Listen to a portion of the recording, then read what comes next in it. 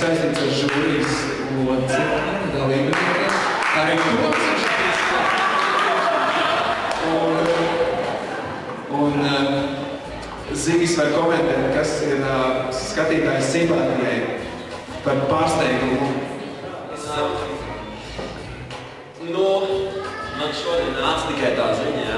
Es kā teicu Vancim, ja tas ir viens cilvēks, tad var izdarīt kaut ko tā, un ja tie ir vairāk, tas var izdarīt kaut ko tā. Bet tagad es saprotu, ja ir vairāk, un es skatos uz jums, ikā kādas problēmas nebūtu, bet es varu arī jums visiem. Tā kā es esmu izdarījies, ja, es varu jums visiem matus nogaļas. Tas kā jūs gribat, ja kādam viss ir kārtībā un tā, es varu izdarīt, ko jūs vēlaties mierīgi bez problēmām. Es jau skatos to domas, bet tā kā... droši, lai izdomājat, ja kas es jums gribētu matus. Bet tas nav tagad uz veids vietas. Tas ir sarunās. Jums mani kontakti ir to man vajag. Davai.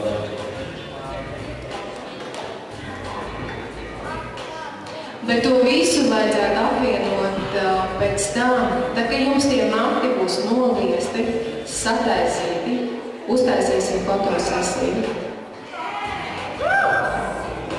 Aplausi skatītājs simpātijai, aplausi arī žūrijai, un tik gražot žūrijai, un viņš spēj tādā pārsteigumā.